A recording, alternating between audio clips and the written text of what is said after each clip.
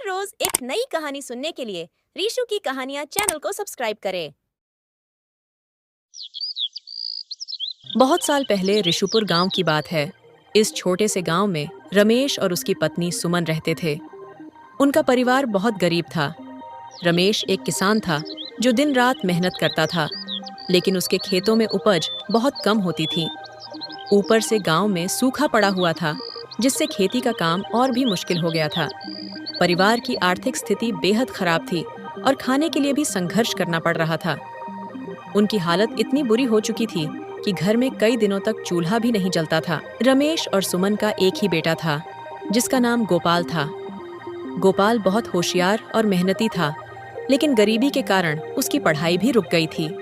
इस संकट भरे जीवन में सुमन को केवल एक ही उम्मीद थी, उसकी अटूट श्रद्धा दुर्गा माता में। सुमन रोज दुर्गा माता की पूजा करती थी और उनसे प्रार्थना करती थी कि उनके परिवार की मुश्किलें जल्द ही समाप्त हो जाएं। कुछ दिन ऐसे ही बीत गए और नवरात्रि आ गई। एक दिन सुमन पूजा कर रही थी। जय अम्बे गौरी मैया जय श्यामा गौरी, तुमको निश दिन दावत, तुमको निश दिन दावत, हरि ब्रह्मा शिवरी ओम जय अम्बे गौरी। सुमन पूजा के बाद थके हारे मन से बैठी हुई थी। उसने दुर्गा माता से कहा, हे माँ दुर्गा, मेरी मदद करो। मैं अब और संघर्ष नहीं कर पा रही हूँ। मेरा बच्चा भूखा है, मेरे पति परेशान हैं और हमारा परिवार बर्बाद हो रहा है। माँ, कृपया मुझे कोई मार्ग दिखाओ, हमें इस गरीबी से बाहर निकालो। कल अष्टमी है और मेरे पास इस बार कन्या पूजन के लिए भी राशन नहीं है। माँ, मैं तुम्हारा क्या और कैसे भोग लगाऊं, मुझे कुछ समझ नहीं आ रहा। सुमन की आंखों में आंसू थे और वह टूट चुकी थी, लेकिन उसकी श्रद्धा अब भी दृढ़ थी। उसने आंखें बंद कर लीं और दुर्गा माता की मूर्ति के सामने सिर झुका लिया। तभी अचानक से एक तेज रोशनी कमरे में फैली। सुमन ने आंखें खोलीं और देखा कि दुर्गा माता खुद प्रकट हो चुकी थीं। दुर्गा माता ने सुमन की श्रद्धा और कष्टों को देखकर दयालु स्वर में कहा, सुमन, मैं तुम्हारी पुकार सुन चुकी हूँ। तुम्हारी भक्ति और निस्वार्थता से मैं प्रसन्न हूँ। अब तुम्हारे परिवार की समस्याएं दूर होंगी। मैं तुम्हें एक वरदान देती हूँ जो तुम्हारे जीवन को बदल देगा। सुमन ने माँ दुर्गा के चरणों में सिर झुकाकर धन्यवाद किया और पूछा, हे माँ, आपके आशीर्वाद से मैं धन्य हूँ। कृपया बताइए, यह वरदान क्या है? दुर्गा माता ने मुस्कुराते हुए कहा, मैं तुम्हें एक अद्भुत पात्र देती हूँ। यह पात्र कभी खाली नहीं होगा।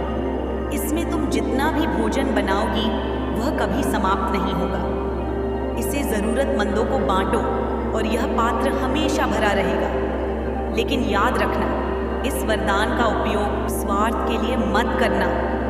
तुम्हारी नीयत अगर बदल गई तो यह वरदान भी नष्ट हो जाएगा। इतना कहकर दुर्गा माता ने सुमन को एक चमचमाता हुआ बर्तन दिया और वहां से अदृश्य हो गईं। सुमन ने जब वह बर्तन देखा तो उसकी आंखों में चमक आ गई। उसने जल्दी से अपने पति रमेश और बेटे गोपाल को बुलाया और उन्हें पूरी घटना बताई। रमेश और गोपाल भी यह सुनकर हैरान थे, लेकिन उन्होंने सुमन की बातों पर यकीन किया, क्योंकि उन्हें पता था कि सुमन की श्रद्धा सच्ची है। सुमन, हमें इस चमत्कारी बर्तन का सदुपयोग करना चाहिए। चलो, हम इससे माता रानी और कन्या पूजन के लिए भोग बनाते हैं। सुमन ने तुरंत बर्तन में थोड़ी सी सूजी डाली और भोजन बनाना शुरू किया। तभी बर्तन में गर्म गर्म खाना तैयार हो गया। सुमन ने बर्तन को देखा और पाया कि हलवा, पूरी, छोले सब बनकर तैयार हो गए। उसने माता रानी का भोग लगाया और कन्याओं को भोजन डालने लगी। तभी दुर्गा माता भी छोटी लड़की का रूप धारण कर उसके दरवाजे आई और बोली, क्या हुआ माँ, मुझे नहीं खिलाओगी? आओ बेटी, तुम भी आओ। सुमन ने उस लड़की को भोजन कराया। वाह माँ, भोजन तो बहुत ही स्वादिष्ट है। बेटी, ये सब माता रानी का आशीर्वाद है। भोजन करके सभी कन्या वापस चली गई। सुमन ने देखा, जितना खाना वह निकाल रही थी उतना ही खाना बर्तन में वापस आ रहा था। यह देखकर पूरा परिवार अचंभित हो गया। माँ, यह तो सचमुच जादुई है। यह बर्तन कभी खाली नहीं होगा।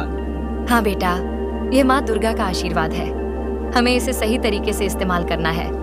चलो हम इस भोजन को जरूरतमंदों के साथ बांटते हैं। सुमन ने गांव के सभी गरीब और भूखे लोगों को अपने घर बुलाया। उसने बर्तन में बना भोजन सबके सामने परोसा।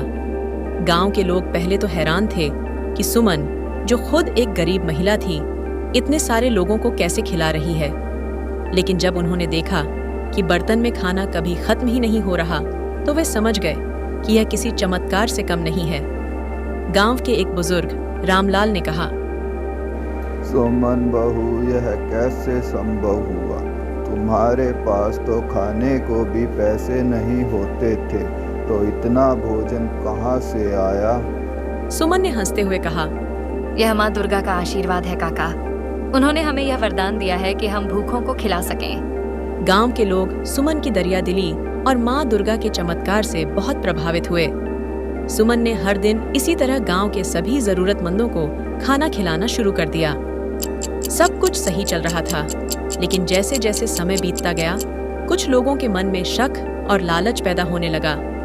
गांव का एक आदमी, जिसका नाम हरिया था, सुमन के इस वरदान से जलने लगा। वह एक लालची और स्वार्थी व्यक्ति था। हरिया ने सोचा कि अगर यह बर्तन उसके हाथ में आ जाए तो वह इसे बेचकर अमीर बन सकता है।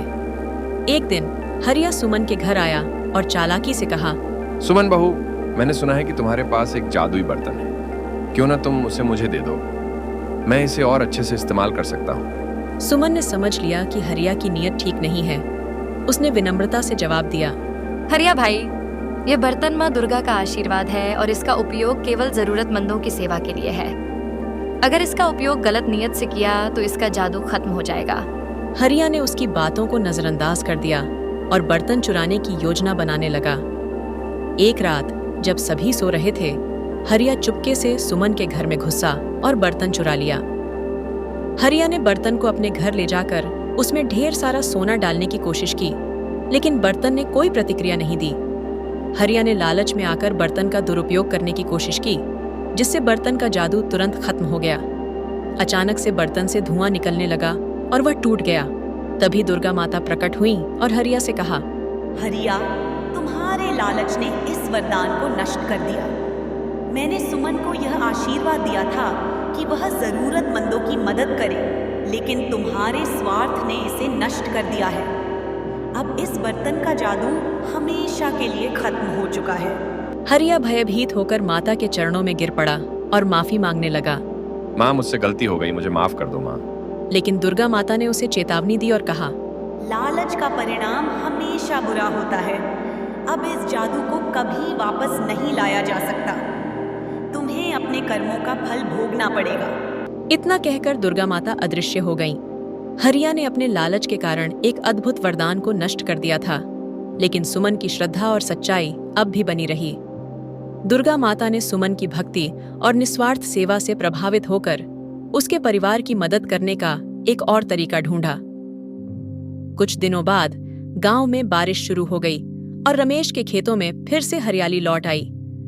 अच्छी फसल होने लगी और परिवार की आर्थिक स्थिति में सुधार आने लगा। सुमन का परिवार मेहनत और ईमानदारी से आगे बढ़ता रहा। सुमन ने यह सीख ली कि सच्ची संपत्ति मेहनत, ईमानदारी और विश्वास में है। माँ दुर्गा के आशीर्वाद ने सुमन को यह सिखाया कि भले ही जादुई बर्तन चला गया हो, लेकिन उसकी मेहनत और विश्वास से उनका परिवार फिर से एक बेहतर जीवन जी सकता है। गांव के लोग भी सुमन और रमेश के साथ खड़े हो गए। उन्होंने सुमन की सेवा और भक्ति की सराहना की और हमेशा उसकी मदद करने के लिए तैयार रहते थे। इस तरह सुमन और उसके परिवार ने ईमानदारी, मेहनत और विश्वास के बल पर अपने जीवन को फिर से संवार लिया और दुर्गा माता का आशीर्वाद उनके साथ बना रहा। अब सुमन का परिवार गरीबी से मुक्त हो चुका था और गांव में सभी के लिए एक उदाहरण बन चुका था कि कैसे सच्ची भक्ति और निस्वार्थ सेवा से जीवन में सभी मुश्किलों को पार किया जा सकता है।